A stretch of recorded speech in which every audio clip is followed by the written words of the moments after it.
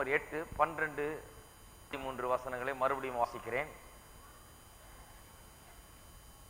ஆகையால் சகோதரரே, மாம்சத்தின்படி பிழைப்பதற்கு நாம் மாம்சத்திற்கு கடனாளிகள் அல்ல. மாம்சத்தின்படி பிழைத்தால் சாவீர்கள், ஆவியினாலே சரீரத்தின் செய்கைகளை அழித்தால் பிழைப்பீர்கள். ஏற்கனவே 3 முறை இந்த வசனங்களிலிருந்து போதித்திருக்கிறோம். இது 4வது முறையாக இந்த வசனங்களிலிருந்து கடைசி முறையாக இன்றைக்கு போதிக்க போகிறோம். இந்த வசனங்களை ஏற்கனவே போட்ட போது பரிசுத்தமாகுதலை குறித்து உலகத்திலே இன்றைக்கு பரவி கிடக்கிற 2 தவறான போதனைகள், அவைகளோடு இந்த வசனங்களை ஒப்பிட்டு பார்த்து நாம் இதை ஆராய்ந்தோம்.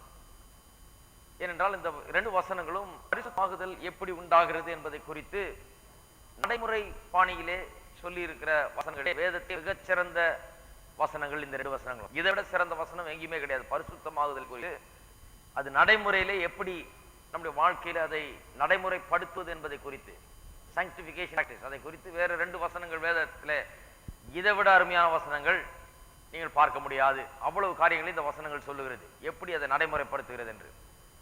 ஆகையால் தான் தவறான உபதேசங்கள் என்ன என்பதை முதலாவது பார்த்தோம். நான் சொன்னேன், பெர்ஃபெக்ஷனிசம், அதாவது ஆவியின் அபிஷேகம் போன்ற ஒரு அனுபவத்தை பெற்றுவிட்டால் அதன் மூலமாக பாவத்தை முற்றிலுமாய் ஒழித்து விடலாம் என்று ஒரு தரப்பினர் போதிக்கிறார்கள். ஆவியின் அபிஷேகம் பெறுகிறது நல்லது, அது நமக்கு விளங்குகிறது. ஆனால் அதன் மூலமாய் பாவத்தை சுத்தமா ஒழித்து விடலாம் என்று நம்புகிறது தவறு என்பதை எடுத்து போதித்தோம். இன்னொரு தரப்பினர் அவர்கள் இன்னொரு காரியத்தை போதிக்கிறார்கள். அதுக்கு ஆங்கிலத்தில் ஒரு பேர் கொடுத்திருக்கிறாங்க, பிரின்சிபல் ஆஃப் கவுண்டர் ஆக்ஷன் என்று சொல்லி. அவர்கள் என்ன போதிக்கிறார்கள், இப்படி பரிசுத்தமாக வேண்டும் என்றால் நாம் என்னால ஒண்ணு முடியாது, நான் பலவீனன், என்னால பரிசுத்தமா இருக்க முடியாது, ஆண்டவர்கிட்ட ஒப்படைச்சாரு அப்படின்னு அவங்க போதிக்கிறாங்க. முதல் தரப்பினர் என்ன சொல்றாங்க, ஒண்ணு இல்ல, இந்த அனுபவத்தை பெற்றுட்டா, அபிஷேகத்தை பெற்றுட்டா அதெல்லாம் சுட்டு எரிச்சிருவார் ஆண்டவர், ஒண்ணுமே இருக்கு, அது பாவமே, அதுக்கப்புறம் உனக்கு பிரச்சனையே கிடையாது, பாவத்தை நீ சந்திக்கவே வேண்டியதில்லைன்றாங்க. இன்னொரு தரப்பினர் சொல்றாங்க, பாவம் இருக்கத்தான் செய்யும், ஆனா அதை எப்படி மேற்கொள்றதுன்னா எப்பவுமே அவரிடத்துல நம்ம ஒப்பு கொடுத்து, என்னால முடியல ஆண்டவரே, நீர் பார்த்துக்கும் தினந்தோறும் அப்படியே போயிட்டு இருக்க வேண்டியதான். அப்ப அவர் பார்த்துக்கிறாரு, அவரே எல்லாத்தையும் செய்திருவாரு, நம்ம பாவம் செய்ய மாட்டோம். அப்படிதான் பாவத்தை நாம் மேற்கொண்டு சுத்தமாகுதலின் உபதேசம் என்ன? 13ஆம் வசனத்திலே திட்டவட்டமாய் அதை நாம் பார்க்கிறோம். வேதத்தின்படி பரிசுத்தம் எப்படி உண்டாகிறது நடைமுறையில் பகுதி அழகாக அப்படியே தத்ரூபமாக சொல்லி இருக்கிறது. ஆவியினாலே சரீரத்தின் செய்கைகளை அழித்தால் பிழைப்பீர்கள். எப்படி பரிசுத்தமா ஜீவிக்கிறது, எப்படி பாவத்தை மேற்கொண்டு ஜீவிக்கிறது, எப்படி பாவத்தின் மேல ஜெயம் வருகிறது, பல கேள்விகள் நமக்கு இருக்கிறது. இன்றைக்கு நிறைய காரியங்கள் நாம் சொல்ல போகிறோம். ஆகையால் ஆயத்தமா இருப்போம். புதிய ஏற்பாடு உபதேசம் என்னால முடியாத ஆண்டவர் பார்த்துக்குவார்னு விடுறது இல்ல, அது புதிய ஏற்பாட்டுல எங்கேயும் போதிக்கிறதே கிடையாது. அப்படிப்பட்ட உபதேசத்தை ஆண்டவர்கிட்ட ஒப்படைச்சிட்டா அவர் பார்த்துக்குவார் பரிசுத்தமாக, அப்படி கிடையாது. நாம் சத்தியத்தை அறிந்து நாம் என்னவா இருக்கிறோம் என்பதை அறிந்து அதன் அடிப்படையிலே சில காரியங்களை நாம் செய்ய வேண்டும். நமக்கு என்ன பலன் இருக்கிறது, நமக்குள்ள யார் இருக்கிறது என்பதை அறிந்து நாம் செய்ய வேண்டும் சில காரியங்கள் என்றுதான் வேதம் போதிக்கிறது. ஏதோ ஒரு அனுபவத்தை பெற்றா அதோட பாவத்தை ஒழிச்சிடலாம், அதோட எல்லாம் சுட்டரிச்சிடுறது அப்படின்னு சொல்லி வேதம் போதிக்கிறது இல்லை. உபதேசம் பரிசுத்தமாகுதலை குறித்து இப்படியாய் சொல்லப்பட்டிருக்கிறது, ஆவியினாலே சரீரத்தின் செய்கைகள் அழித்தால் பிழைப்பீர்கள். முதல்ல நாம் இதை பார்ப்போம். ஆவியினாலே சரீரத்தின் செய்கைகள் அழித்தால் பிழைப்பீர்கள் என்று சொல்லி இருக்குது. இதுதான் புதிய ஏற்பாட்டு உபதேசம் பரிசுத்தமாகுதலை குறித்து. அப்ப ஆவியினாலே சரீரத்தின் செய்கைகள் அழிக்கும்படியாக விசுவாசி முதலாவது நாம் இங்கே கவனிக்க வேண்டிய கிரியைகள், செய்கைகள், சரீரத்தின் செய்கைகள். ஏன் சரீரத்தின் செய்கைகள் என்று சொல்லி இருக்கிறது? நாம் புதியா இருக்கிறோம், கிறிஸ்துவுக்குள்ளே உள்ள புது மனுஷனா இருக்கிறோம், ஆவியிலே நாம் பாவமற்றவர்களா இருக்கிறோம். பாவம் எங்கே தங்கி இருக்கிறது இன்றைக்கு விசுவாசியில? அவனுடைய சரீரத்துல தான் இருக்கிறது. இந்த அவனுடைய ஆழ்தத்துவத்தின் வெளிப்பகுதியாகிய அந்த சரீரத்திலே தான் பாவம் குடி கொண்டிருக்கிறது. This is the seat of sin and corruption. என்றைக்கு நீங்க போகிறது? நாளிலே நாம் மறுரூபமாக்கப்படுவோம். இந்த பாவ சரீரமானது இந்த சாவுக்கு ஏதுவான சரீரமாக, அது சாவில்லாத சரீரமாக மாறும், அழிக்க முடியாத சரீரமாக மாறும். இன்றைக்கு அது பாவ சரீரமா இருக்கிறபடினால்தான் சாவு என்ற சரீரத்துக்கு இருக்குது. பாவம் மட்டும் விட்டு போயிட்டா சாவே இருக்காது. அன்றைக்கு அது மாற்றப்படும், இன்றைக்கு அல்ல, அன்றைக்கு அது மாற்றப்படும். இன்னும் அது மாறல. ஆகையால் தான் இன்றைக்கும் மனிதன் இருக்கிறது என்றால் அது பாவ சரீரங்கள். துவக்கத்திலிருந்தே இந்த சரீரம் வந்து பாவ சரீரமா தான் இருக்குது அப்படின்னு அது தவறு. துவக்கத்திலிருந்தே இந்த உலக பிரகாரமான மெட்டீரியல் வேர்ல்டு, இந்த உலக வஸ்துக்கள், அதுல இருந்து அந்த வஸ்துக்களும் பாவம் நிறைந்ததுதான், கெட்டு போனதுதான், சீரழிஞ்சதுதான். நம்முடைய சரீரமும் பாவம் நிறைஞ்சதுதான். முதல்ல இருந்து அப்படிதான் இருக்குதுன்றாங்க. கிடையாது, வேதவசனம் வித்தியாசமாய் சொல்லுகிறது. ஆண்டவர் உண்டாக்கின போது இங்க இருக்கிற இந்த மெட்டீரியல் வேர்ல்டையும் சரி நம்முடைய சரீரத்தையும் சரி பாவமற்றதாக தான் உண்டாக்கினார். பாவத்தோடு சம்பந்தப்படாததான் உண்டாக்கினார். பூரணமான ஒன்றாக தான் உண்டாக்கினார். பாவத்திலே உண்டாக்கவில்லை. பாவம் வந்து பிறகு இந்த சரீரத்தை கெடுத்தது. பாவம் வந்து இந்த ஆளை கெடுத்தது, மனுஷனை கெடுத்தது. சரீரத்தில் அந்த பாவத்தின் அறிகுறிகள் ஆழமாக வந்து விட்டது. ஆகையால சரீரத்தில் இன்னும் பாவம் குடிகொண்டிருக்கிற என்ற உண்மையை நாம் ஏற்கனவே படித்திருக்கிறோம். 1 கொரிந்தியர் திருப்போம் 2ஆம் அதிகாரம் 1 கொரிந்தியர் 9ஆம் அதிகாரம் 27ஆம் வசனம். ஆகையால் தான் அப்போஸ்தலனாகிய பவுல் இதை சொல்லுகிறார். மற்றவர்களுக்கு பிரசங்கம் பண்ணுகிற நான் தானே ஆகாதவனாய் போகாதபடிக்கு என் சரீரத்தை ஒடுக்கி கீழ்ப்படுத்துகிறேன். என்ன சொல்ல, சரீரத்தை ஒடுக்கி கீழ்ப்படுத்துகிறேன்னு சொன்னா சிலர் தப்பா நினைச்சுக்கிறாங்க. இதை சரீர ஒடுக்குதல் அப்படின்னு சிலர் உபதேசம் பண்றாங்க. சரீரத்தை எப்படி ஒடுக்கிறது? போட்டு உபவாசத்துக்கு மேல உபவாசம் போடு, பாதி நேரம் சாப்பிடுறது இல்ல. ஒருத்தர் சொல்றாரு, அவர் உபவாசம் பண்ணியே தான் செத்தாருங்க. அவரு ஒரு ஊழியக்காரரை பற்றி எப்பேற்பட்ட சாட்சி பாருங்க. உபவாசம் பண்ணி சாகலாமா? உபவாசம் பண்ணா நல்லா இருக்கணும். இன்னும் உபவாசம் பண்ணி சரியான விதத்தில் உபவாசம் பண்ணா அந்த ஆளை அது கட்டி எழுப்பும். எல்லா விதத்திலையும், சரீரத்திலையும், மனதிலையும், ஆவியிலையும், எல்லா விதத்திலையும் பெரிய ஒரு புத்துணர்ச்சியும் பலனும் உண்டாக வேண்டும். சரியான உபவாசமா இருந்தா. உபவாசம் இருந்தே செத்தாரு அப்படின்னா அது சரியான உபவாசமே கிடையாது. அவங்க என்ன உபவாசம் இருக்கிறாங்க? சரீர ஒடுக்குதல் என்கிற உபவாசம். அது சரீரத்தை ஒடுக்குறாங்களாம். சரீரத்தை போட்டு ஒண்ணுமில்லாமல் ஆக்குறது, சரீரத்தை போட்டு வதைக்கிறது போட்டு. அதுதான், அதனால அப்படி வதைச்சாதான் இந்த சரீரம் வந்து, இந்த பாவ சரீரம் வந்து அதுக்கு கீழ்ப்படியும் என்று அவர்கள் நினைத்துக் கொண்டிருக்கிறார்கள். அதை குறித்து தான் அப்போஸ்தலனாகிய பவுல் சொல்லுகிறாருன்னு நினைக்கிறாங்க. அதனாலதான் சிலர் கல்யாணம் பண்ணாம இருக்கிறது. இப்படி எல்லாம் இந்த சரீரத்துக்கு ஒண்ணுத்தையும் கொடுக்க கூடாது. இந்த சரீரம் என்ன பெரிய இது, இதை வந்து புறக்கணிக்கணும், இதை வந்து ஒரு துச்சமா மதிக்கணும்ங்கிற ஒரு எண்ணம் அவர்களுக்கு. அப்படி சொல்லவில்லை அப்போஸ்தலனாகிய பவுல். என் சரீரத்தை ஒடுக்கி கீழ்ப்படுத்துகிறேன்னு சொல்லும் போது அவர் எந்த ரீதியில சொல்றதுக்கு தான் வேத உபவாசனத்தின் உபதேசங்களை சரியா புரிந்து கொள்ள வேணும். டாக்டர் என்ன, சரீரம் வந்து இன்னும் பாவ சரீரமா இருக்குது அப்படின்னு சொன்னா பாவம் இந்த சரீரத்தில் இன்னும் குடிகொண்டிருக்கிறது. இந்த சரீரத்துல பாவம் இருக்கிறபடினாலே இந்த சாதாரண சரீர ஆசைகள் இருக்கு பாருங்க. நான் திரும்ப திரும்ப அதை சொல்ல வேண்டியதா இருக்குது. ஏன்னா பல பைத்தியகாரத்தனங்கள் இந்த உலகத்துல இருக்குது. சரீரத்துல தேவன் வைத்த ஆசைகள், தேவன் வைத்த விருப்பங்கள், சரீரத்துக்கு தேவைகள்னு தேவன் வைத்திருக்கிறார். சாப்பிடுறது ஒரு தேவை, இன்னும் பல தேவைகள்லாம் இருக்குது. இந்த தேவைகள்லாம் பாவம் என்ன பண்ணுது? இந்த தேவைகளை எடுத்து போட்டு தலைகீழா மாத்திருது. இந்த தேவைகளை தாறுமாறான விதத்தில் சந்திக்கும்படியாக, இந்த தேவைகளை பெரிதுபடுத்தி இதுக்காகவே மனுஷன் வாழும்படியாக பாவம் எல்லாவற்றையும் தலைகீழாக்குகிறது. அதனால்தான் என்ன பண்றான் மனுஷன்? சாப்பிடுறது எதுக்கு? உயிர் வாழ்வதற்காக. இவன் எப்படி ஆக்கிட்டான்? உயிர் வாழ்வதே சாப்பிடுறதுக்காக ஆக்கிட்டான். உயிர் வாழ்வதே சாப்பிடுறதுக்காக ஆக்குனதுனாலதான் என்ன ஆகுது? அப்படியே சரீரம் தாறுமாறா போயிடுது. சைஸ்ல மட்டும் இல்ல, எல்லா விதத்திலையும் சரீரம் கோணலும் மாணலமா போய் இந்த சரீரம் அப்படியே சோம்பலாகும். இது அப்படியே ஒரு மாதிரி அப்படியே ஒண்ணு முடியாத சரீரமாக கடைசியில அவனுடைய ஆவிக்குரிய போராட்டமே அவனுக்கு முடியாம இருக்குது. ஏன்னா எந்திரிச்சு உட்கார்ந்து ஜெபம் கூட பண்ண முடியல, உட்கார முடியல, படுத்துதான் இருக்கணும். சரீரமே ஒரு பெரிய பிரச்சனை ஆயிடுது. தாறுமாறான விதத்திலே தேவைகளை சந்திக்க வைக்கும்படியாக பாவம் சரீரத்தில் கிரியை செய்கிறது.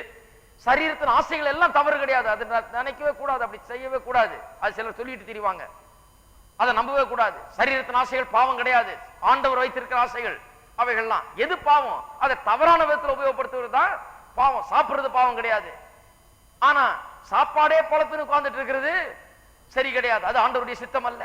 மற்ற காரியங்களும் அதே போலதான். மற்ற தேவைகளும் சரியான விதத்திலே மனுஷனுக்கு சந்திக்கப்பட வேண்டும். இதற்கு விரோதமாய் போதிக்கிறவர்கள் சரியா புரிந்து கொள்ளாமல் இருக்கிறார்கள். சரீர ஒடுக்குதல் என்பது சரீரத்தினுடைய ஆசைகளையே நிறைவேற்றக்கூடாது என்பது சரீர ஒடுக்குதல் கிடையாது. சரீர ஒடுக்குதல் என்பது இந்த சரீரத்தின் ஆசைகள் தாறுமாறான விதத்திலே அது செல்லக்கூடாது, தாறுமாறான விதத்திலே அதனுடைய ஆசைகள் நிறைவேற்றப்படக்கூடாது. அப்படிதான் ஒடுக்கிறேன்றார். என்ன ஒடுக்கிறாரு? அதனால நான் கல்யாணம் பண்ணாம இருந்துக்க போறேன், இந்த சரீரத்துக்கு ஒண்ணு கொடுக்கறது இல்ல, இந்த சரீரத்தை அப்படியே போடுறது கிடக்குது, அது அப்படி சொல்லல அவர். அவர் சொல்றாரு, என்னுடைய சரீரம் எப்படி அதன் ஆசைகளை நிறைவேற்ற வேண்டுமோ அப்படி நிறைவேற்றும்படியாய் நான் இடம் கொடுப்பேன், எப்படி நிறைவேற்ற கூடாதோ அப்படி அதை கீழ்ப்படுத்துவேன், தவறான விதத்துல போகிறதுக்கு விட மாட்டேன் அந்த சரீரத்தை என்றார். புரிஞ்சுதுங்களா? சரீர ஒடுக்குதல்னா என்னன்னு புரிந்து கொள்ளுங்கள். சரீர ஒடுக்குதல்னா போட்டு ஒடுக்கி வதச்சிக்கிட்டு இருக்காதீங்க சரீரத்தை. ஒழுங்கா சாப்பாடை போட்டு ஒழுங்கா சாப்பிட்டு ஒழுங்கா இருந்து எல்லாம் செய்ய வேண்டியது இருக்குது.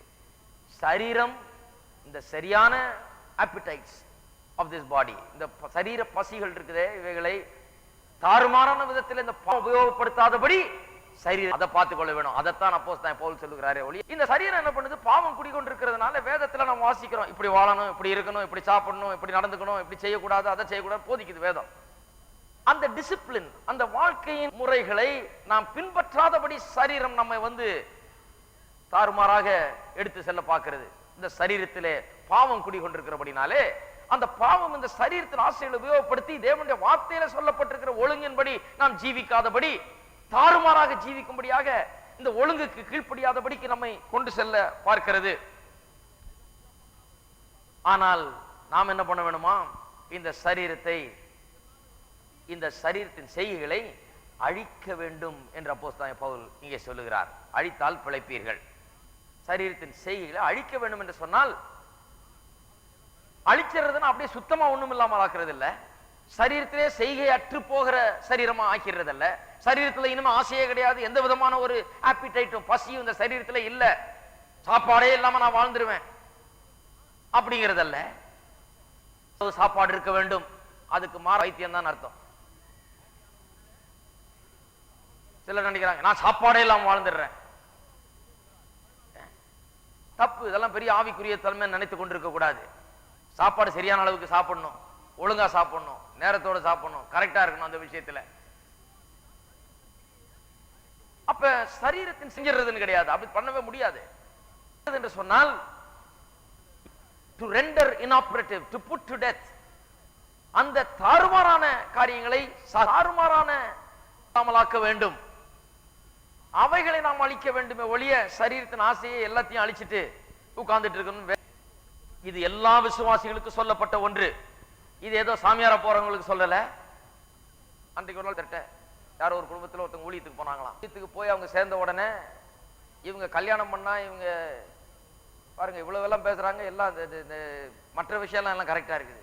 கல்யாணம் பண்ணா உங்க பொண்ணுக்கு என்ன டவுரி, எவ்வளவு பணம் செலவழிப்பீங்க சாப்பாடு போடுறதுக்கு, எல்லா பணத்தையும் இங்க கொண்டு சபையில கொடுத்துன்னு போய் இவங்க 2 லட்சம் ரூபாய் சபையில கொடுத்து, அப்புறம் வீட்டுக்கு ஒரு பெரிய ஃபங்க்ஷன் வச்சு அதுல ஒரு 200-300 பேர் கொண்டு போய் சாப்பாடு போட்டு அதுக்கு ஆயிரக்கணக்கில் இப்படி அனுப்புறாங்க ஊழியத்துக்கு.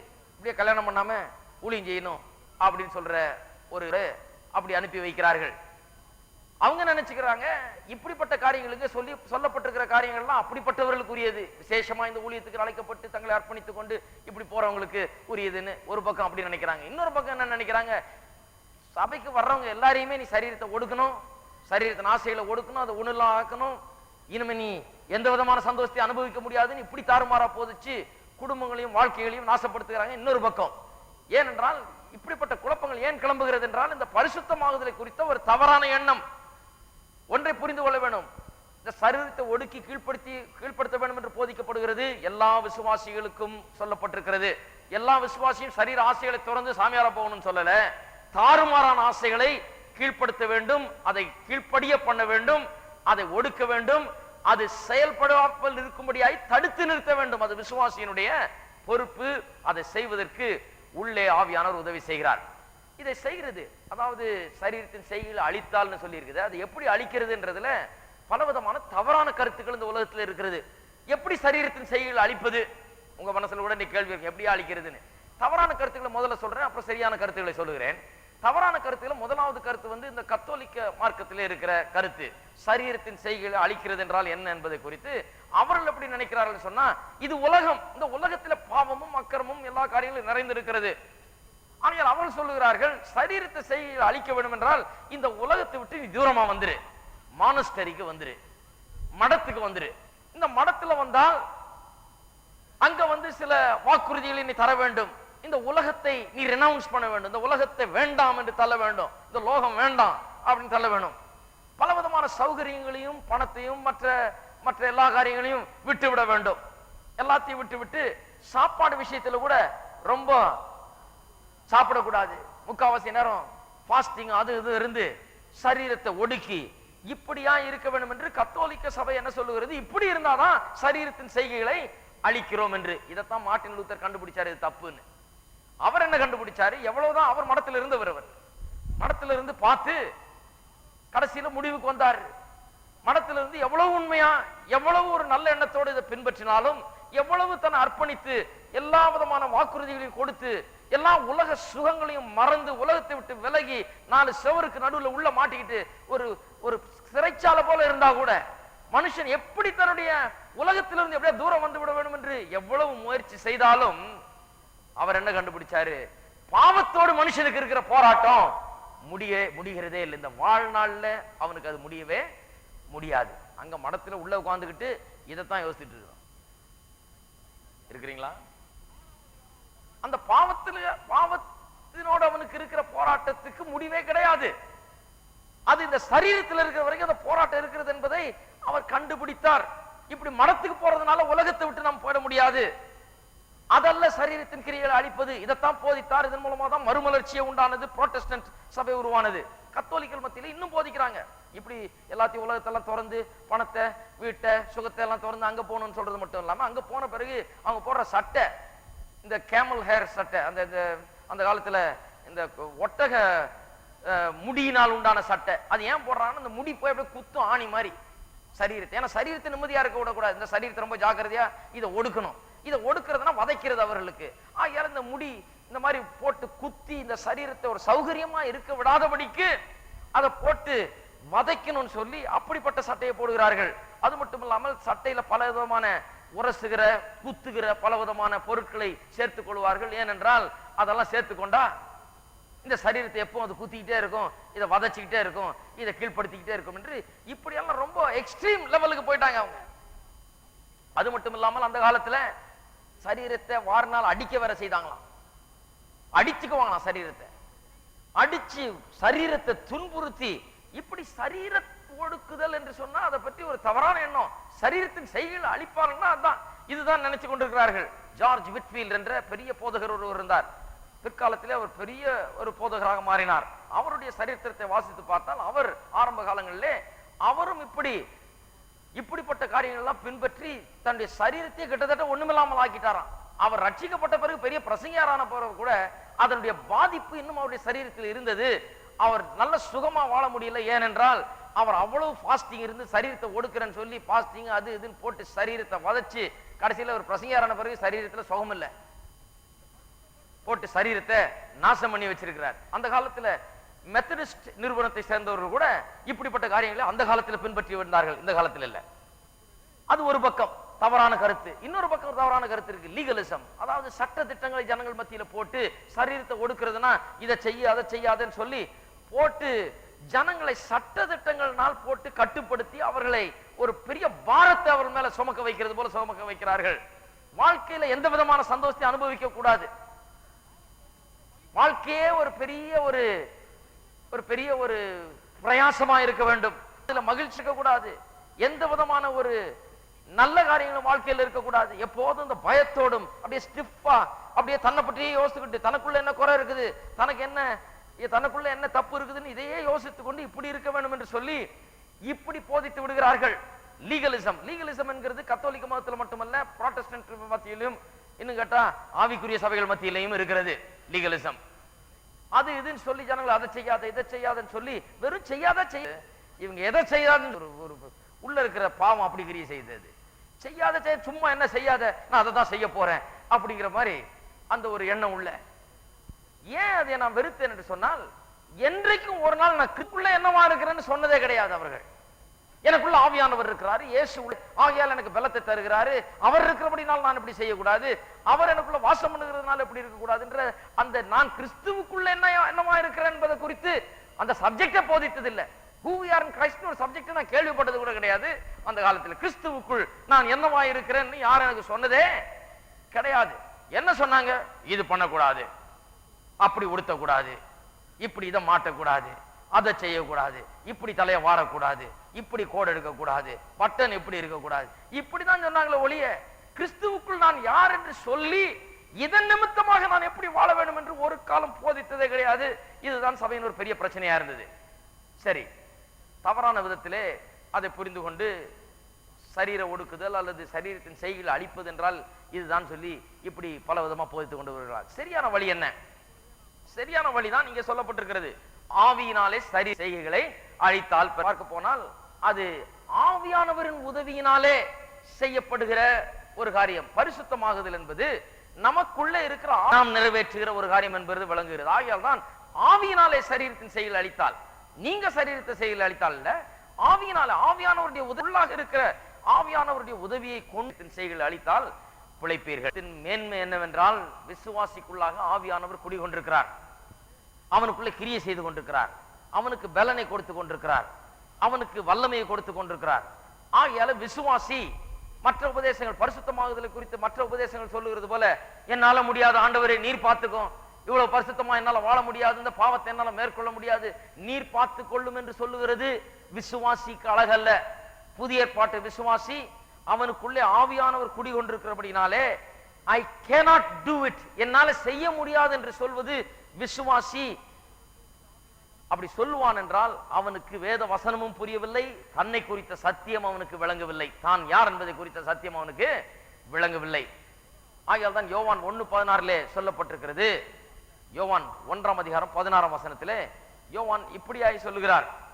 விசுவாசியை வர்ணிக்கும் போது அவர் சொல்லுகிறார், அவருடைய பரிபூரணத்தினால் நாம் எல்லாரும் கிருபை பெற்றோம்.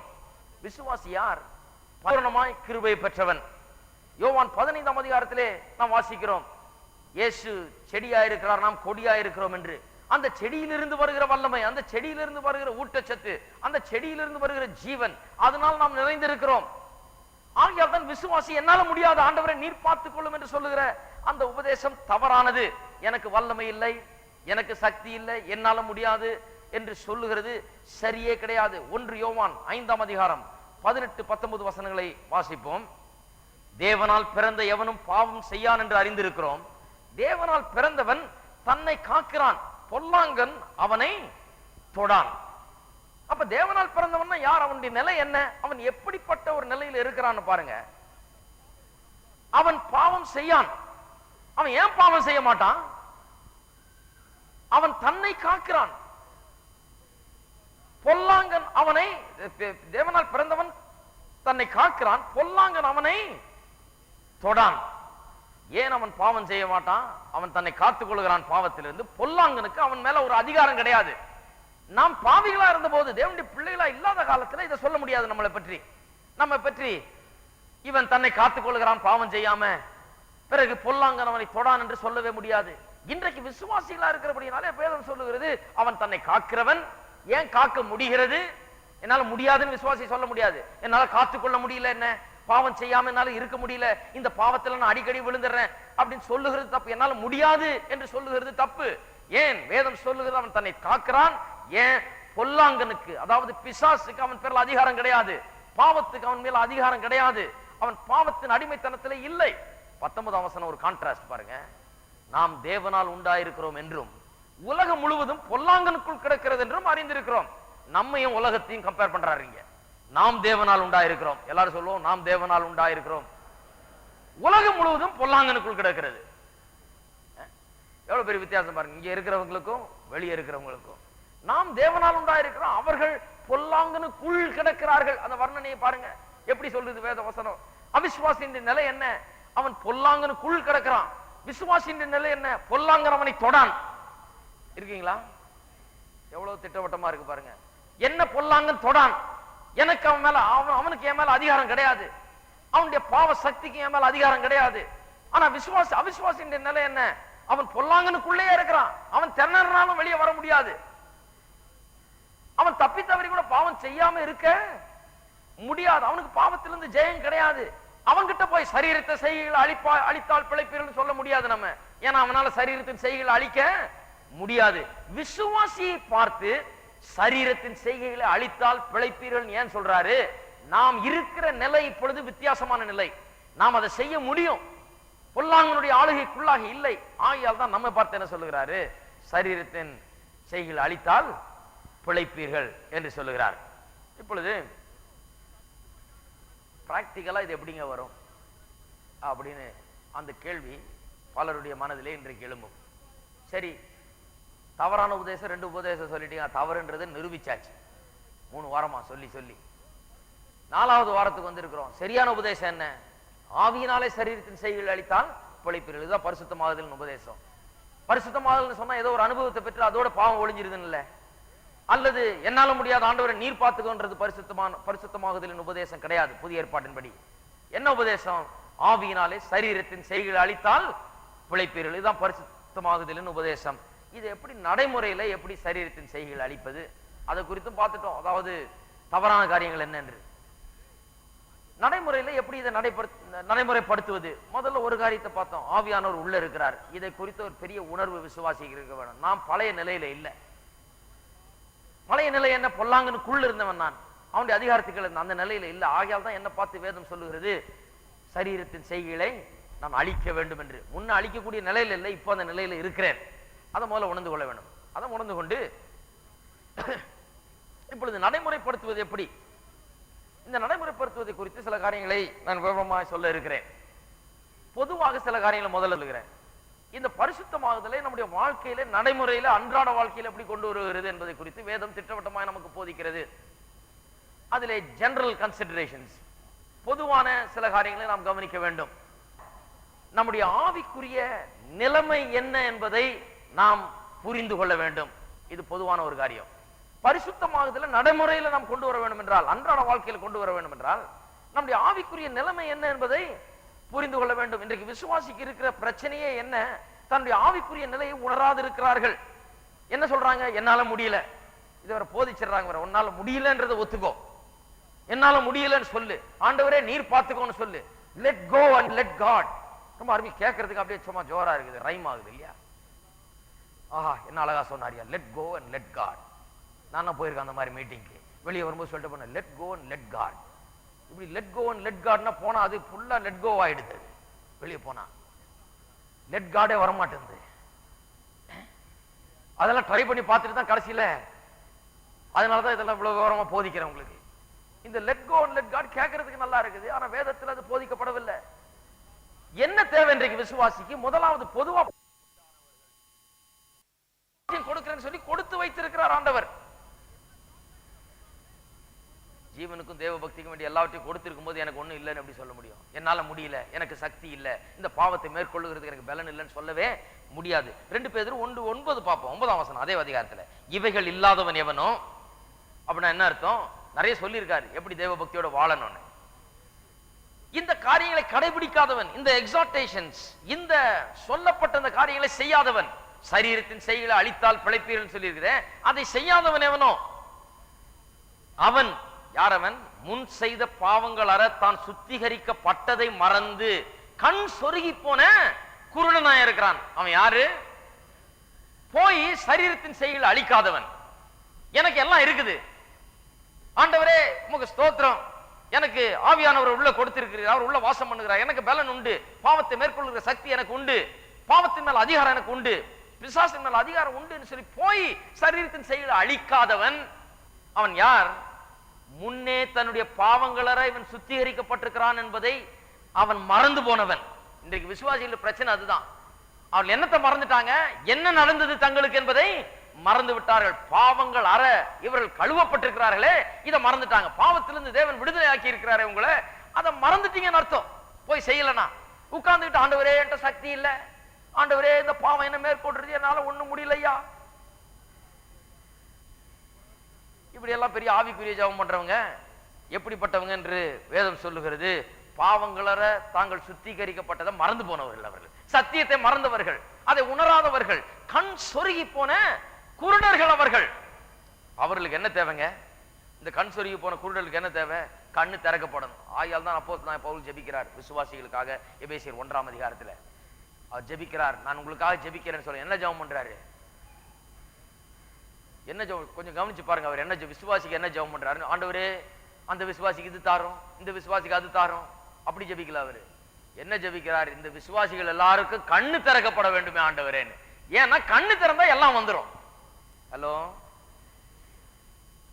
கண்ணு நான் வந்து உங்கள்கிட்ட சொல்லி நீங்க எனக்கு எழுதி போடுங்க, என்ன தேவை சொல்லுங்க, நான் உங்களுக்கு கேட்டெல்லாம் வாங்கி கொடுத்துறேன்னு சொல்றதுல ஒரு பிரயோஜனம் கிடையாது. கண்ணு திறந்தா எல்லாம் வரும். கண்ணு திறக்கப்பட வேண்டும் என்கிறது தான் என்னுடைய பெரிய ஜெபம். கண் திறக்கப்பட வேண்டும் என்கிறது தான் பெரிய தேவை ஜனங்கள் மத்தியில. கண் திறக்கப்பட்டா வழி திறக்கப்படும், கண் திறக்கப்பட்டா எல்லாம் உண்டாகும், கண் திறக்கப்பட்டா உங்களுடைய ஆசீர்வாதத்தை ஒரு மனுஷனும் நிறுத்த முடியாது. கண் திறக்கப்படாத குறுகிய பார்வை உள்ளவர்கள், கிட்ட பார்வை உள்ளவர்கள், தூர பார்வை இல்லாதவர்களாக விசுவாசிகள் இருக்கிறார்கள். ஏன்? அவர்களுக்கு தாங்கள் பாவங்கள் எப்படி மன்னிக்கப்பட்டது, இவர்கள் எப்படி விடுதலையாக்கப்பட்டார்கள், இந்த சத்தியத்தெல்லாம் மறந்துட்டாங்க. கண் சொருகி போன குருடர்களாக இருக்கிறார்கள். அவர்களுக்கு விசுவாசியின் நிலை என்ன என்பது விளங்கவில்லை. அவர்கள் அவிசுவாசியை போல தங்களை குறித்து பேசிக் கொண்டிருக்கிறார்கள். நாங்க புழு குப்பை தூசி, நான் ஒண்ணு இல்லை ஆண்டவரே, ஆண்டவரே நான் ஒண்ணும் கிடையாது, குப்பை ஆண்டவரே. அது ரொம்ப எவ்வளவு அழுத்தமா சொல்லுவாங்கன்னு பாத்திருக்கீங்களா நீங்க? அதுல ரொம்ப உறுதி. எதுல உறுதி இல்லைனாலும் குப்பைன்றதுல உறுதி. நான் குப்பை ஆண்டவரே, ஏழு ஆண்டவரே, நான் இதையே சொல்லிட்டு இருந்தா எப்படி? கிறிஸ்துவுக்குள்ள என்னவா இருக்கிறோங்கிற பெரிய உணர்வு உள்ள வர வேண்டும். இன்னும் இந்த அவிசுவாசியை போல, பாவத்திலிருந்து மீட்கப்படாதவனை போல, விடுதலை ஆக்கப்படாதவனை போல குப்பை தூசி ஏழை இதெல்லாம் பேசிக்கிட்டே இருக்கக்கூடாது. இதுக்கு பெரிய தேவை கண் திறக்கப்படணும். இரண்டாவது, பொதுவான காரியத்தில் இரண்டாவது, நாம் பாவம் செய்தால், விசுவாசியா இருந்து கொண்டு பாவம் செய்தால், நாம் பரிசுத்த ஆவியானவரை துக்கப்படுத்துகிறோம். பரிசுத்த ஆவியானவரை துக்கப்படுத்துகிறோம். வேதம் சொல்லுகிறது இல்லையா, பரிசுத்த ஆவியானவரை துக்கப்படுத்தக்கூடாது என்று. ஏன்? நான் பாவம் செய்யும் போது ஜனங்க பாருங்க, இன்னைக்கு பாவம் செய்யும் போது அவளுடைய பெரிய கன்சர்ன் என்ன, அவளுடைய கரிசனை என்ன? ஐயா நான் பாவம் செய்துட்டேன், இந்த பாவத்து நிமித்தமாக எனக்குள்ள ஒரு பெரிய ஒரு குற்ற உணர்வு, நான் மிசரபிளா ஃபீல் பண்றேன், எனக்கு ரொம்ப கஷ்டமா இருக்குது ஐயா, எனக்கு ரொம்ப இதா இருக்குது. தங்களை பற்றியே தான் பேசுறாங்க. பாவம் தங்களுக்குள்ள குற்ற உணர்வையும் தங்களை எப்படி பாதிக்குது என்பதை பற்றி தான் பேசுறாங்க. ஆண்டவரை அதை எப்படி பாதிக்கிறது என்பதை பற்றி உங்களுக்கு அறிவே கிடையாது. பாவம் செய்யும் போது உங்களை மட்டும் அது பாதிக்கல, ஆவியானவரை நீங்கள் துக்கப்படுத்துகிறீர்கள். இந்த கண்ணோட்டத்தோடு நாம் பார்க்க வேண்டும். அது ரொம்ப முக்கியம். அன்றாடம் அதை செய்ய வேண்டும். நாம் ஒரு பாவத்தை செய்யும் போது, ஒரு தவறான காரியத்தை செய்யும் போது ஆவியானவரை துக்கப்படுத்துகிறோம். நமக்கு ஏற்படுகிற பாதிப்பு இரண்டாவது தான். நாம் ரொம்ப முக்கியம் கிடையாது. நான் ஆவியானவரை விட ஆவியானவர் ரொம்ப முக்கியம். நமக்குள்ளே வாசம் பண்ணுகிற அந்த ஆவியானவர் நமக்குள்ளே வந்து வாசம் பண்ணுகிறது. அவர் நமக்கு கொடுக்கும் மேன்மை, கனம், நமக்கு கொடுக்கிற ஒரு பெரிய மரியாதை அது. அவர் வாசம் பண்ணும்போது, நாம் பாவம் செய்யும் போது அவரை நாம் துக்கப்படுத்துகிறவர்களா இருக்கிறோம். மூன்றாவது, பொதுவாக கவனிக்க வேண்டிய காரியங்கள் மூன்றாவது, எப்போதும் நம்முடைய அல்டிமேட் கோலை நம்முடைய முன்னால வைத்துக் கொள்ள வேண்டும். விசுவாசிகளா இருக்கிறவர்கள் நம்ம எங்க போறோம், நான் எந்த ராஜ்யத்துக்குரியவன், என்னுடைய டெஸ்டினி என்ன, என்னுடைய முடிவு என்ன, நான் பரலோக ராஜ்யத்துக்கு சொந்தமானவன், நான் எங்க போய் கொண்டிருக்கிறேன் என்பதை குறித்து அவர்கள் அறிந்து கொண்டு அதை மனதில் வைத்துக் கொள்ள வேண்டும். 2 பேதுரு 1ஆம் அதிகாரத்திலேயே 10ஆம் வசனத்தை வாசிப்போம். 9 வாசிச்சோம். 9ல தான் சொல்லி இருக்குது, இதெல்லாம் செய்யாதவங்க உட்கார்ந்துகிட்டு ஆண்டவரே எனக்கு சக்தி இல்லை நீர் பார்த்துக்கணும்னு சொல்றவங்க எல்லாம் கண் சொருகி போன குருடன். விசுவாசியா இருந்தும் தாங்கள் எப்படிப்பட்டவர்கள் என்பதை அறியாதவர்களா இருக்கிறார்கள் அவர்கள். 10ஆம் வசனம் சொல்லுது, ஆகையால் சகோதரரே உங்கள் அழைப்பையும் தெரிந்து கொள்வதையும் உறுதியாக்கும்படி ஜாக்கிரதையாயிருங்கள். இவைகளை செய்தால் நீங்கள் ஒரு காலம் இடறி விழுவதில்லை. நான் சொல்றதை செய்தா பாவம் செய்ய மாட்டீங்கன்றார். இவைகளை செய்தால் ஒரு காலம் இடறி விழுவதில்லை. இவ்விதமாய் அப்படின்னா எப்படி? இதெல்லாம் போய் செய்து உங்களால முடியும்னு சொல்லி எதெல்லாம் அழிக்கணுமோ எதெல்லாம் கட்டுப்படுத்தணுமோ அதெல்லாம் கட்டு பண்ணி விதமாய் செய்தால் நம்முடைய கர்த்தரும் இரட்சகருமாகிய இயேசு கிறிஸ்துவுடைய நித்திய ராஜ்யத்துக்குட்படும் பிரவேசம் உங்களுக்கு பரிபூரணமாய் அளிக்கப்படும். இது ரட்சிப்பு குறித்து பேசல. இப்படி எல்லாம் செய்தா நீங்க நித்திய ராஜ்யத்துக்குள்ள பிரவேசிப்பீர்கள் சொல்லல. அதை நித்திய ராஜ்யத்துக்குள்ள ரட்சிப்புக்குள்ள பிரவேசிப்பீங்கன்னு சொல்லல. நித்திய ராஜ்யத்துக்குட்படும் பிரவேசம் உங்களுக்கு பரிபூர்ணமா அளிக்கப்படும் சொன்னா பரலோக ராஜ்யத்துக்குள்ள நம்ம போறத குறித்து சொல்லப்பட்டிருக்கிறது. எப்படி இந்த உலகத்தை விட்டு நாம் போகும்போது எப்படி தேவனுடைய பிரசன்னத்திலே நாம் நுழைகிறோம் என்று சொல்லப்பட்டிருக்கிறது. இதெல்லாம் செய்தா கொஞ்சம் இறக்குங்க. இவைகளெல்லாம் செய்தால் பரிசுத்தமாகுதலை குறித்து இதெல்லாம் அறிந்து வைத்துக் கொண்டு சரீரத்தின் செய்கைகளை அழித்து என்னால முடியுன்ற ஒரு காரியத்தோட போய் செய்து வாழ்ந்தால் என்ன ஆகுமா? நாம் சாகும்போது அது ஒரு அற்புதமான ஒரு காரியமா இருக்கும். நாம் சாகும்போது இந்த உலகத்தில் நம்முடைய வாழ்க்கையை முடிக்கும் போது வாழ்ந்து பாவத்தை ஜெயித்து தினந்தோறும் சரீரத்தின் செய்கைகளை அழித்து வாழும்போது கடைசியில நாம் சாகும்போது பரலோக ராஜ்யத்தின் வாசல்கள் நமக்கு முன்பாக திறக்கப்படுகிறது. திறக்கப்படுகிறது என்று சொன்னால் ரட்சிக்கப்பட்ட விசுவாசி எல்லாம் போலாம். சிலர் தப்பிச்சோம் பழச்சோம் போய் சேர்றாங்க. வாழ்க்கையில ஜெயமே இல்லை. ரட்சிக்கப்பட்டிருந்தாலும் பாவத்தின் மீது அவர்களுக்கு ஜெயமில்லாத வாழுகிறார்கள், அறிவில்லாமல் வாழுகிறார்கள். என்னால முடியாது, என்னால பாவம் செய்யாம இருக்க முடியலன்னு சொல்லி பாவத்தை செய்து செய்து திரும்ப திரும்பமா நிப்பிக்கிட்டு இப்படியே தான் வாழ்ந்துட்டு இருக்காங்க. இப்படியே வாழ்க்கையே பாவத்தினால் நிறைந்த பாவிகளை போலவே வாழ்ந்து கொண்டிருக்கிறார்கள்.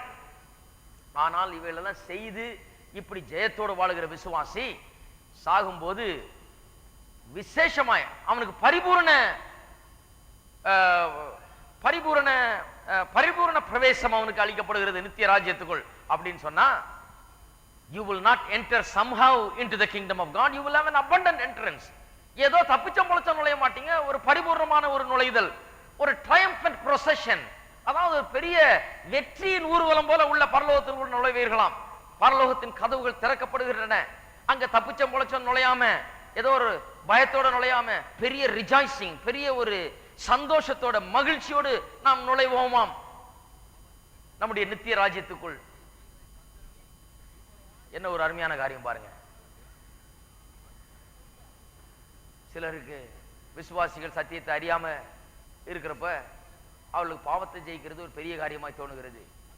ஜெயிக்க முடியாத நிலையில வாழ்றாங்க. கடைசியில சாகும்போது என்ன ஆகுது, நான் மோட்சம் போவேனான்ற சந்தேகமே வந்துடுது. ஏதோ இயேசுவை விசுவாசித்து இயேசுவை ஏற்றுக்கொண்டிருக்கிறபடினாலே, அவர் ரத்தத்தால் கழுவப்பட்டவர்களா இருக்கிறபடினால, அதுல ஒண்ணுல கரெக்டா இருந்தபடினால தப்புச்சம் பொழைச்சம் போய் உள்ள சேர்றாங்க. அது ஒரு பரிபூர்ண உட்பிரவேசம் கிடையாது. அது ஒரு பெரிய மகிழ்ச்சிகரமான மகிமையான உட்பிரவேசம் கிடையாது. ஆனால் ஒரு வெற்றிகரமாக வாழ்கிற விசுவாசி பரலோகத்துக்குள்ள பிரவேசிக்கும் போது ஒரு பெரிய ப்ரொசஷன் வர்ற மாதிரி வருது. பெரிய சத்தம், பெரிய ஆர்ப்பாட்டம், பெரிய ஒரு சந்தோஷம் அதிலே இருக்கிறது என்று வேதம் அப்படியாக சொல்லுகிறது. 1 யோவானுக்கு திருப்போம். 1 யோவான் 3ஆம் அதிகாரம் 2-3 வசனங்கள்.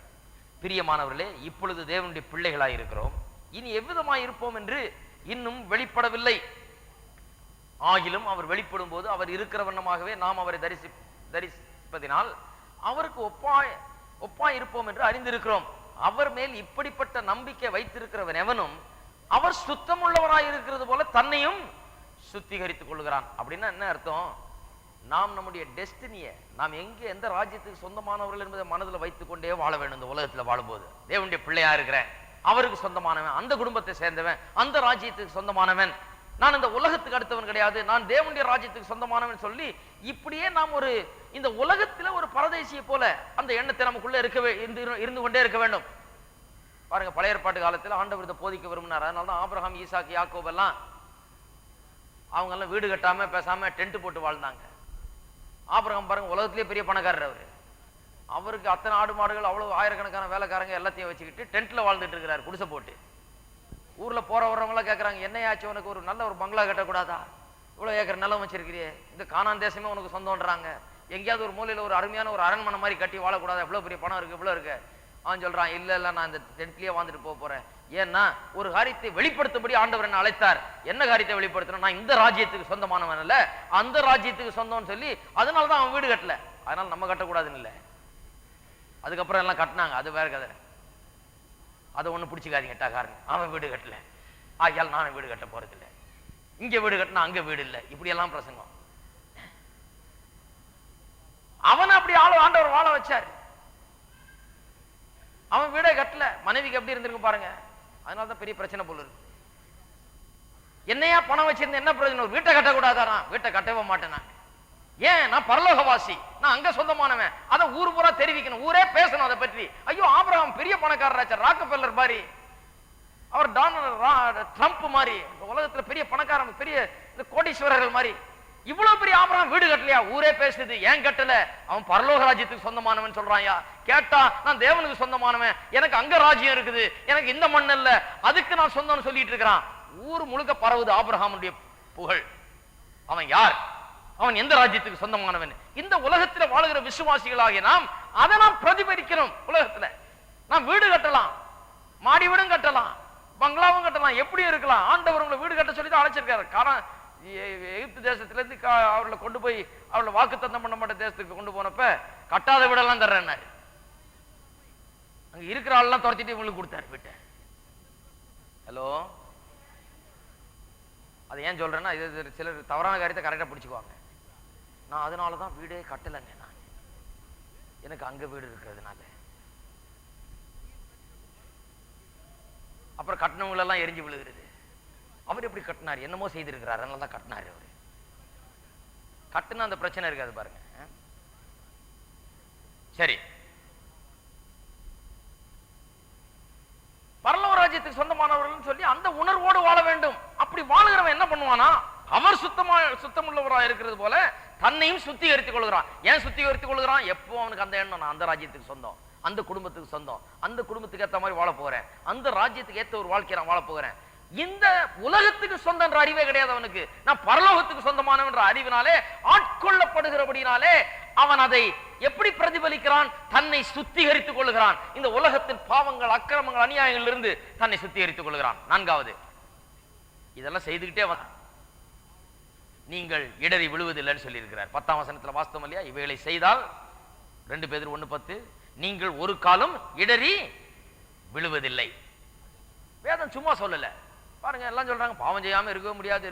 ஆனா வேதம் சொல்லி இதெல்லாம் செய்தா பாவம் செய்ய மாட்டா என்று சொல்லி இருக்கிறது. ஆகையால நாம் என்ன விசுவாசிகளா இருக்கிற நாம் எதை பின்பற்ற வேணும்? தேவனுடைய வார்த்தையை பின்பற்ற வேணும். மனுஷனுடைய ஒப்பீனியன் அல்ல. பாவம் செய்யாமல் வாழும்படியாக நாம் அழைக்கப்பட்டிருக்கிறோம். அப்படி அழைக்கப்பட்டிருந்தால் அது எப்படி பாவம் செய்யாம இருக்கணும்? இவைகளை செய்தால், எவைகளை செய்தால்? சரீரத்தின் செயல்களை அழித்தால், உங்களுக்கு விசுவாசி அதன்படி சில காரியங்களை செய்வதை நிறுத்தினால் நான் பாவம் செய்யாமல் இருக்க முடியும். இப்ப குறிப்பான சில காரியங்களை கவனிப்போம். பொதுவான சில காரியங்கள் சொல்லி 4 காரியங்கள் சொல்லிட்டேன். குறிப்பாக சில காரியங்களை கவனிப்போம். இந்த குறிப்பாக சொல்ல போகிற காரியத்துல டைரக்டா சொல்லி நேரடியாக சொல்லப்பட்டிருக்கிற சில காரியங்கள் உண்டு. கொஞ்சம் நேரடியாக சொல்லப்பட்டிருக்கிற காரியத்தை முதல்ல சொல்லுகிறேன். முதலாவது, விசுவாசி பாவத்தை விட்டு விலக வேண்டும். 1 பேதுரு 2ஆம் அதிகாரம். 1 பேதுரு 2ஆம் அதிகாரம். பரிசுத்தமான வாழ்க்கையை வாழ்வதனால் நான் என்ன செய்ய வேண்டும்? ஆண்டவர் பார்த்துக்குவாருன்னு இல்ல, என்னால முடியாது, இதெல்லாம் தப்பு, எல்லாம் சுட்டரிச்சிருவார் ஆவியானவர் வந்து, அதுவும் தப்பு. பரிசுத்தமாகுதல்னா நான் என்ன செய்யணும்? ஆவியினாலே சரீரத்தை அழிக்கணும். இப்ப 1:2 பாருங்க. 2:11 பார்த்தா, பிரியமானவர்களே அந்நியர்களுமாய் இருக்கிற நீங்கள். யாருங்க நீங்க? அந்நியர்கள். வீடு கட்டிட்டு அதையே பிடிச்சிட்டு இருக்க கூடாது. கட்டி பிடிச்சிட்டு வீடுனால என்ன, இது சும்மா இங்க கட்டி இருக்கிறோம், அங்க இதை விட பிரமாதமான வீடு இருக்குது, அதை மறந்துடவே கூடாது. இதுலயே கவனம் இருக்க கூடாது. எதுல கவனம் இருக்கணும்? அதுல கவனம் இருக்கணும். பாருங்க, இவர்களுக்கெல்லாம் இந்த பரிசுத்தவான்களுக்கு கவனம் இருந்துகிட்டே இருக்குது. அந்நியரும் பரதேசிகளும் ஆகிய நீங்கள் ஆத்மாவுக்கு விரோதமாய் போர் செய்கிற மாம்ச இச்சைகளை விட்டு விலகி. ஏன் விட்டு விலகிறோம்? நாம இந்த உலகத்தின் பழக்க வழக்கங்கள், இவைகளின் தாறுமாறுகள், இவைகளுக்கு நாம் பங்காளிகள் கிடையாது. இந்த உலக சம்பந்தம் கிடையாது. இதுல இருக்கிறோம், வாழுகிறோம், வேலை செய்கிறோம், வீடை கட்டுறோம், இருக்கிறோம், எல்லாம் பண்றோம், சந்ததியா இருக்கிறோம். ஆனால் நாம் எதற்கு சொந்தமானவர்கள்? பரலோகத்துக்கு சொந்தமானவர்கள். அந்நியரும் பரதேசிகளுமாய் நாம் இருக்கிறோம். ஆகையால பாவத்தை விட்டு விலகி, மாம்ச இச்சைகளை விட்டு விலகி. நீங்க அந்நியரும் பரதேசிகளா இருக்கிறபடினால என்ன பார்த்துக்கணும் சொல்ல என்ன சொல்லி இருக்குது? இச்சைகளை விட்டு விலகி. இந்த வசனம் பாருங்க, ரொம்ப தெளிவா சொல்லுது. விட்டு விலகு. இதை விட்டு என்ன சொல்றாங்க? ஆண்டவரே நான் என்ன அர்ப்பணிக்கிறேன், என்னால முடியும், ஆண்டவரே நீர் தான் உதவி செய்யணும். விட்டு விலகுன்னு சொல்லி இருக்குது. அதை முதல்ல செய்தீங்களா? இருக்கீங்களா? ஹலோ, விட்டு விலகுன்றத கவனிக்க மாட்டாங்க. எல்லாம் இங்க வாங்க, ஒரு விடுதலை உங்களுக்கு இருக்கு அப்படின்னு சொன்னா முன்னால போறதுக்கு ரெடி. எல்லாம் நீங்க ஆல்ரெடி நிறைஞ்சிடும் இங்க ஃபுல்லா. ஆமாங்க, அதுல இருந்து விடுதலை தேவைங்க, எனக்கு கூட இதுல இருந்து விடுதலை. ஆமா, எனக்கு கூட இந்த விசுவாசியான பிறகு இவ்வளவு போராட்டம், ஒரு பாவம் என்ன பிடிச்சி வாட்டிக்கிட்டே இருக்குதுங்க அப்படின்னு ஒரு 200 பேர் வந்து நின்றுவாங்க இப்ப ஜெபம் பண்ண ஆரம்பிச்சா. ஆனா வேதம் சொல்லுகிறது, அந்நியரும் பரதேசிகளுமாய் நீங்கள் இருக்கிறீர்கள் என்ற உணர்வுகளை வச்சுக்கிட்டு அது நிமித்தமாக இந்த பாவ இச்சைகளை விட்டு விலக வேண்டும். இங்க வந்து முழங்கால் படிட்டு பிரயோஜனம் இல்லை, நான் உங்களுக்காக ஜெபம் பண்ணி பிரயோஜனம் இல்லை. இங்க வசனம் சொல்லப்படுறதை கேட்க வேணும், அதுதான் ரொம்ப முக்கியம். வேத வசனம் சொல்றதை கவனிக்கணும். அது என்ன சொல்லுது? பாவ இச்சைகளை விட்டு விலகு. Don't do it, stop it. திட்டவரமா சொல்லுது. அதுதான் சொன்னேன். பரிசுத்தமாகுதல்ன்ற விஷயத்துல தேவையானது என்ன? இங்க ஒரு ஆஸ்பத்திரி தேவையில்லை உங்களுக்கு வந்து அட்மிட் ஆயிருக்கு. எனக்கு கூட பரிசுத்தமாகுதல் முடியலங்க, அட்மிட் பண்ணுங்க.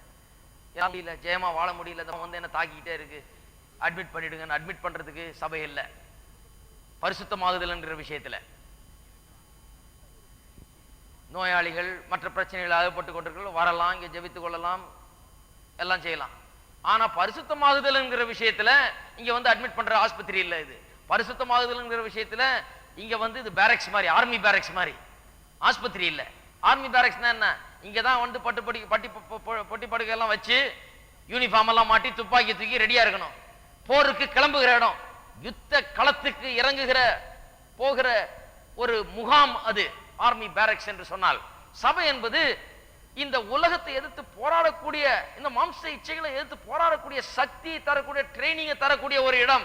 இந்த பேரக்ஸ்ல இருந்து கிளம்பி வெளியே போகணும். இதை விட்டு ஜனங்க என்ன பண்றாங்க, ஆஸ்பத்திரியில வந்து அட்மிட் ஆகிற மாதிரி வர்றாங்க. ஹலோ, என்ன கொஞ்சம் அட்மிட் பண்ணிங்க, இந்த பாவம் ரொம்ப தாக்குது என்ன. சிலர் சொல்றாங்க, நான் வந்து பைபிள் காலேஜில் சேர்ந்தேன்னா சரியா போயிடுவேன்னு நினைக்கிறேங்க, அந்த சூழ்நிலை எல்லாம் கொஞ்சம் மாறிச்சுன்னா. இதேதான் மடத்துல சேர்ந்தா சரியா போயிடுவோம், அதே கதை தான் இது. விளங்கல, சத்தியம் விளங்கல, அது எங்க சேர்ந்தாலும் சரியா போகாது. அது என்ன பண்ணணும், அது என்ன செய்யணும்ன்றது கரெக்டா கத்துக்கொள்ள வேண்டும். அதனால அட்மிஷனுக்கு வரக்கூடாது. இங்க வந்து என்ன பண்ணணும், இங்க வந்து ட்ரைனிங் எடுக்கிறதுக்கு வரணும். இது என்ன பண்ணணும், எப்படி சுடுறது, எப்படி சுட்டா எதை வீழ்த்தலாம், எப்படி செய்தா எது எப்படி ஜெயம் வரும் அப்படின்னு கத்துக்கொள்ளுகிற இடம் இது சபை. அதுக்கு தான் இங்க வந்திருக்கிறீங்க. இங்க இருந்து போகும்போது, ஆண்டவரே எனக்கு ஒண்ணு இல்லை ஆண்டவரே நீர் அப்படி போக கூடாது. போகும்போது என்ன பண்ணுது, நான் ஒரு கை பாத்துறேன், இதோ வந்துட்டேன், இன்னைக்கு போனது ரொம்ப நல்லதா போச்சு, பாரு எவ்வளவு காரியம் சொன்னாரு, இன்னைக்கு போய் ஒரு பாவத்தை ஒரு கை பாத்துறது அப்படிங்கிற ஒரு பெரிய ஒரு உணர்வோடு நாம் இங்க இந்த இடத்தை விட்டு இந்த இடத்துக்கு வரணும். இங்க இருந்து போகிறதும் அப்படித்தான் இருக்க வேண்டும்.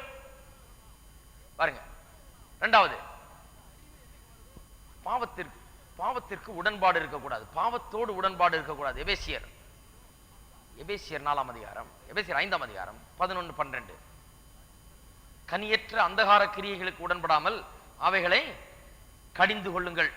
கனியற்ற அந்தகார கிரியைகளுக்கு உடன்படாமல் அவைகளை கடிந்து கொள்ளுங்கள்.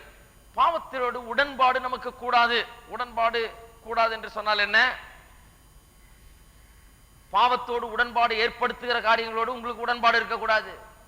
சங்கீதக்காரன் சொல்லுகிறான் இல்லையா, துன்மார்க்கருடைய வழியிலே நடவாமலும் பாவிகள் உட்கார்ற இடத்துல உட்காராமலும். இப்படி பாருங்க, அங்க நின்றுகிட்டு அங்க உட்கார்ந்துகிட்டு இதை பண்ணிட்டு இருந்தா கண்டிப்பா அது நம் பாவத்துக்கு இடம் கொடுக்கிறதாகிறது. அது உடன்பாடு உண்டாகி விடுகிறது. அப்படிப்பட்ட ஜனங்களோடு நாம் உடன்பாடு வைத்துக் கொள்ள கூடாது. 1 பேதுரு 3ஆம் அதிகாரம் 10-11 வசனம். 1 பேதுரு 3:10. ஜீவனை விரும்பி நல்ல நாட்களை காண வேண்டும் என்று இருக்கிறவன் பொல்லாப்புக்கு தன் நாவையும் கபடத்துக்கு தன் உதடுகளையும் விலக்கி காத்து. பாருங்க, ஜீவனை விரும்பி நல்ல நாட்களை காண வேண்டும் என்று இருக்கிறவன் என்ன பண்ணணும், ஆண்டவரே என்னால முடியாது நீர் பார்த்துக்கன்னு சொல்லணுமா? இல்ல, பொல்லாப்புக்கு தன் நாவையும் கவடத்துக்கு தன் உதடையும் விலக்கி காத்து, பொல்லாப்பை விட்டு நீங்கி, எல்லாரும் சொல்லுங்க, காத்து பொல்லாப்பை விட்டு நீங்கி நன்மையை செய்து சமாதானத்தை தேடி அதை பின்தொடர கடவன். எல்லாம் நாம் செய்ய வேண்டியது. பாருங்க, ஜீவனை விரும்பி நல்ல நாளை காண வேண்டும் என்றால் நாம் இவைகள் எல்லாம் ஆவியானவரின் பலனை கொண்டு நாம் செய்ய வேண்டும். மூன்றாவது, ஏற்கனவே வாசித்தோம், 1 கொரிந்தியர் 9ஆம் அதிகாரம் 27ஆம் வசனத்தில் சரீரத்தை ஒடுக்கி கீழ்ப்படுத்த வேண்டும் என்று. அதனுடைய சரியான அர்த்தம் என்ன? ஒடுக்கினா வதச்சல்ல, எல்லா ஆசைகளையும் காய்ந்து எறிய வேண்டும் என்று அல்ல. சரியான விதத்திலே சரீரத்தின் ஆசைகள் உபயோகப்படுத்தப்படுகிறதா என்பதை கவனிக்க வேண்டும். சரியான விதத்தில் அல்லாமல் வேற எந்த விதத்திலும் அது திருப்திப்படுத்த பாவம் அப்படி சரீரத்தில் கிரியை செய்யுமானால் அதை கட்டுப்படுத்த வேண்டும், அதை எதிர்க்க வேண்டும். அதற்கு எதிராக நாம் கிரியை செய்ய வேண்டும். அதற்கு எதிராக வேலை செய்து நாம் சரீரத்தின் செய்கைகளை அழிக்க வேண்டும். அது நடக்காதபடி நாம் பார்த்துக் கொள்ள வேண்டும். நான்காவது, துர்இச்சைகளுக்கு இடமாக உடலை பேணாமல் இருக்க வேண்டும். ரோமர் 13:14. ரோமர் 13ஆம் அதிகாரம்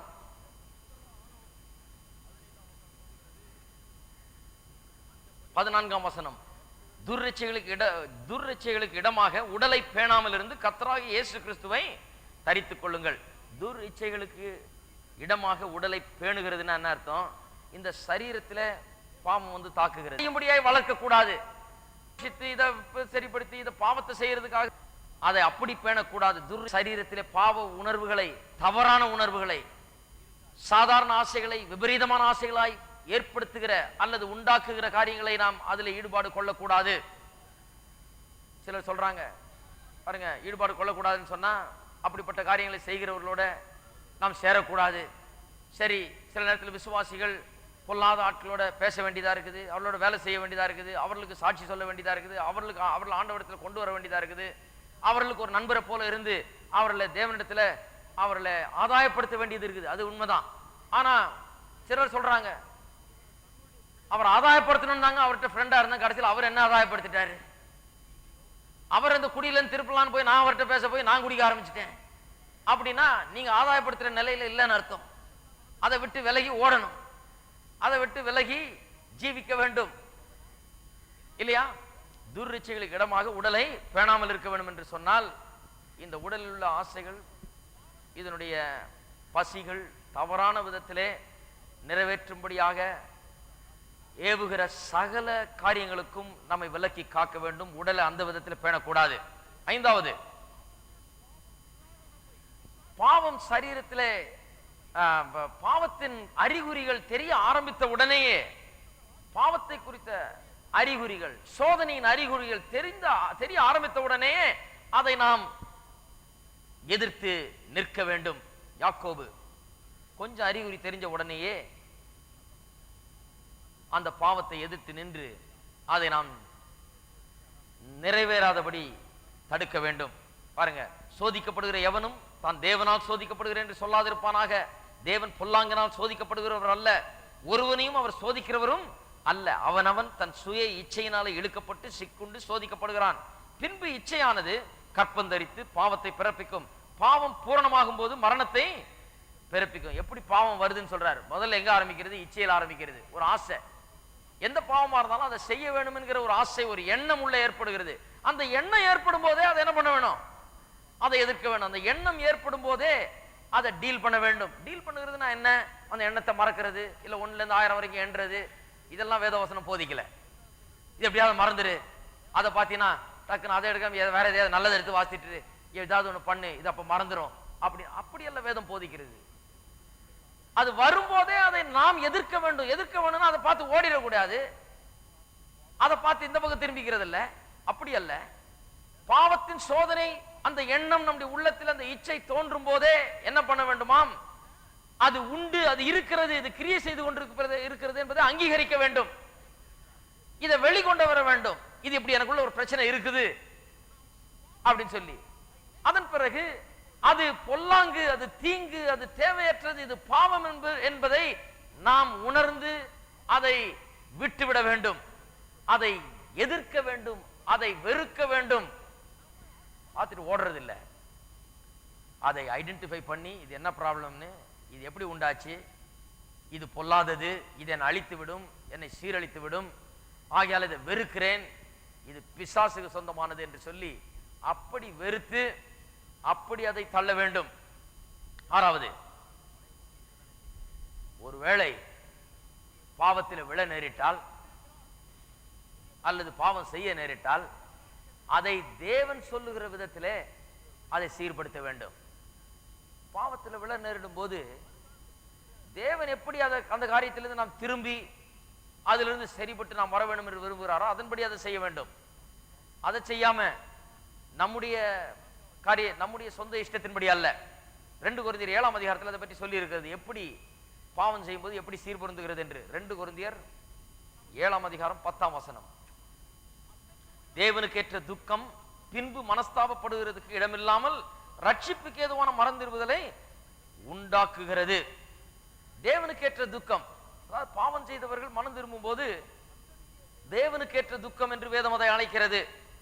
அவர்கள் அப்படி துக்கப்படும் போது தங்களுடைய பாவத்துக்காக அப்படி அவர்கள் அதை உணர்ந்து அதை என்ன என்று அறிந்து அதை முழுமையாக அதை அங்கீகரித்து இது ஒரு பிரச்சனை என்று சொல்லி அதை வெறுத்து ஒதுக்கி தள்ளும் போது, அதை அறிக்கை செய்து விட்டு விடும் போது உண்மையான மனம் திரும்புதல் அங்கே ஏற்படுகிறது. பின்பு மனஸ்தாபத்துக்கு அங்கே இடமில்லை. இல்ல அது ரொம்ப லைட்டா எடுத்துக்கிட்டு சரி ஆண்டவர்கிட்ட மன்னிப்பு கேட்டா அவர் மன்னிச்சிடறாரு அப்படின்னு ஒரு லைட் எண்ணம் சிலருக்கு இருக்குது. ஒரு சாதாரண ஒரு எண்ணம், பாவத்தை செய்துக்கலாம், அது எப்படி சைட்ல செய்துக்கிட்டு அடுத்த நாள் மன்னிப்பு கேட்டுக்கலாம், அவர் பார்த்துக்குவாரு அப்படிங்கிற ஒரு எண்ணம் இருந்தது என்றால் திரும்ப திரும்ப அதை செய்து கொண்டேதான் இருப்போம். அப்படி இல்லாமல் இந்த மெய்யான மனம் திரும்புதல், இந்த தேவனுக்கேற்ற துக்கம் என்று சொல்லுகிறதே அது இருக்க வேண்டும். ஒரு பக்கம் பாருங்க, ஒரு லைட் ஒரு எண்ணம், என்ன செய்த ஆண்டவர் பார்த்துக்கிறாரு, அவரு மன்னிச்சுட்டு போறாரு அப்படின்னு சொல்லி ஒரு லைட் ஹார்ட்டட் ஆட்டிடியூட் ஒரு பக்கம். இன்னொரு பக்கம் போனா ஒரே போட்டு அந்த ஒரு பாவத்து நிமித்தம் அந்த ஆளை போட்டு ஒரே நசுக்கி தான் பாவின்னு அன்னையிலிருந்து சாகிற வரைக்கும் தான் பாவின்னு சொல்லிட்டு இருப்பாரு. அந்த டிப்ரெஷன் இன்னொரு பக்கம், மனசோர்வு. தான் பாவம் செய்துட்டோன்ற ஒரு பெரிய உணர்வு வந்து அந்த ஆளை தாக்கி அந்த ஆளை அப்படியே மூழ்கடிக்குது. ரெண்டுமே தவறு. அதை லைட்டாவும் எடுத்துக்கூடாது, அதை போட்டு ரொம்ப டிப்ரெஸ் பண்ற அளவுக்கு போகக்கூடாது. தேவனுடைய வார்த்தை என்ன சொல்லுறதோ அதை செய்ய வேண்டும். அறிக்கை செய்து அதை விட்டு விட வேண்டும். தேவனுக்கு ஏற்ற அந்த மனஸ்தாபம் இருக்க வேண்டும். அந்த தெய்வீக துக்கம், தேவனுக்கு ஏற்ற துக்கம் அங்கே இருக்க வேண்டும். அப்படி செய்தால்தான் மெய்யான மனம் திரும்புதல். அதை திரும்பி செய்ய மாட்டார்கள். இப்போ இன்னும் சில காரியங்கள் வேதம் சொல்லுகிறது. இதை சொல்லி முடித்து விடுகிறேன், துரிதமா சொல்லி. 1 கொரிந்தியர் 16ஆம் அதிகாரம், 1 கொரிந்தியர் 16ஆம் அதிகாரம் 13ஆம் வசனம். விழித்திருங்கள், விசுவாசத்திலே நிலைத்திருங்கள், புருஷராயிருங்கள், திடன் கொள்ளுங்கள். இதெல்லாம் இன்டைரக்டா சொல்றது. பரிசுத்தமாகுதலோடு இன்டைரக்டா சம்பந்தப்பட்டது. இதெல்லாம் நேரடியா அதை விட்டுடுங்க, இதை செய்யாதீங்க, இப்படி இருங்கன்னு சொல்லல, வேற விதமா சொல்லுது. ஆனா இதை செய்யும் போது பரிசுத்தமாகுதல் உண்டாகிறது. விழித்திருங்கள், எல்லாம் சொல்லுங்க, விழித்திருங்கள், விசுவாசத்திலே நிலைத்திருங்கள், புருஷராயிருங்கள். என்னால முடியாதுன்னு சொல்லிடுங்க. ஆண்டவரே என்னால ஒண்ணும் முடியல, எனக்கு சக்தி இல்லைன்னு சொல்லிடுங்க அப்படின்னு சொல்லல. பாருங்க, the gospel of Jesus Christ is a virile gospel. இது ஆன்மீகமான ஒரு சுவிசேஷம். இது புருஷராயிருங்கன்னு சொல்லி, be a man.